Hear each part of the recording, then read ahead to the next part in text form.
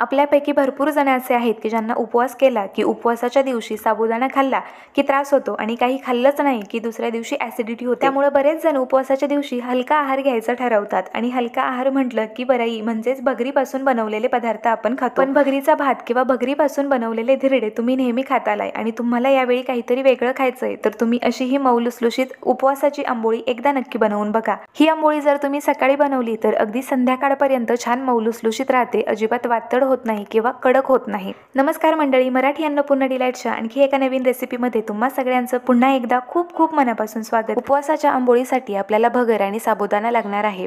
तर इथं मी 1 कप भगर घेतलेली आहे, त्यासाठी आपल्याला पाव कप साबुदाणा घ्यायचा आहे।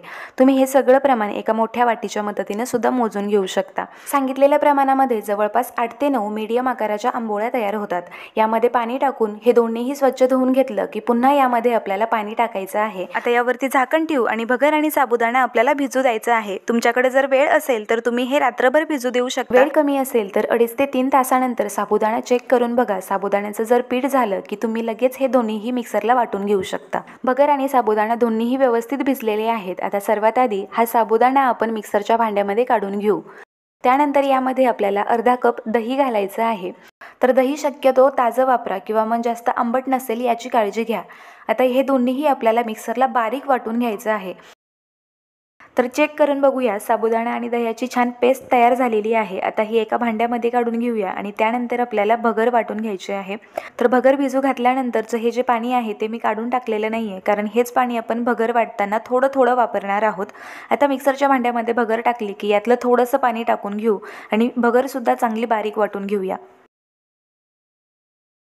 आता शिल्लक राहिलेली भगर मिक्सरच्या भांड्यामध्ये काढून घेऊया। यामध्ये सुद्धा आपल्याला गरजेनुसार थोडंसं पाणी घालायचं आहे। त्यानंतर यामध्ये आपल्याला पाव कप ओला नारळ टाकायचा आहे। नारळाच्या पाठीचा भाग आपल्याला काढून घ्यायचा आहे, म्हणजे आंबोळ्या बनवल्यानंतर त्या छान पांढऱ्या शुभ्र होतील। त्यानंतर यामध्ये 1 टेबलस्पून साखर टाकून घेऊ आणि हे सगळं मिक्सरला बारीक वाटून घेऊया।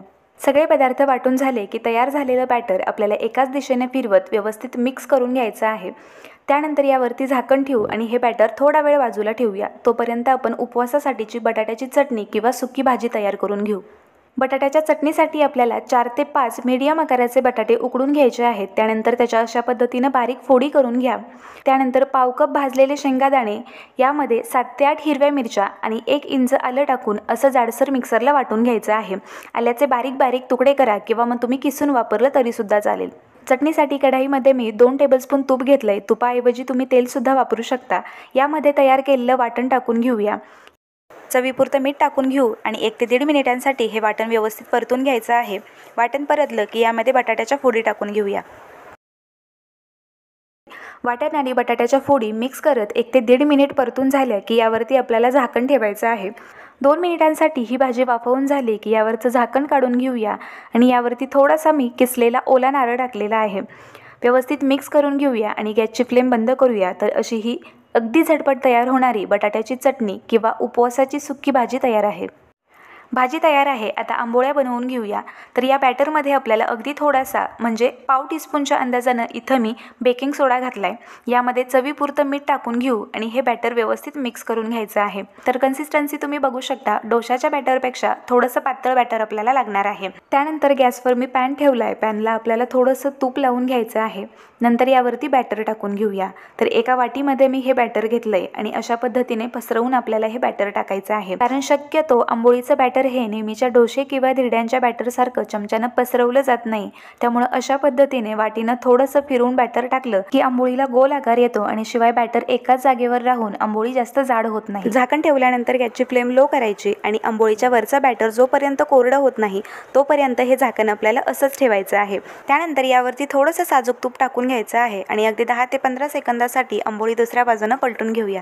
तर तुम्ही बघू शकता, मस्त अशी ही जाळीदार आणि मऊ लुसलुशीत अशी आंबोळी तयार आहे। तर येत्या उपवासाला झटपट तयार होणारी बटाट्याची चटणी आणि मऊ लुसलुशीत जाळीदार आंबोळी एकदा नक्की बनवून बघा। आजची रेसिपी आवडली असेल तर व्हिडिओला लाईक करा, शेअर करा, चॅनलला सबस्क्राईब करायला विसरू नका। पुन्हा भेटू अशाच एका नवीन रेसिपीसोबत। तोपर्यंत मराठी अन्नपूर्णा डिलाईट्ससोबत अशाच नवनवीन रेसिपीज बघत राहा, बनवत राहा आणि खात राहा। धन्यवाद।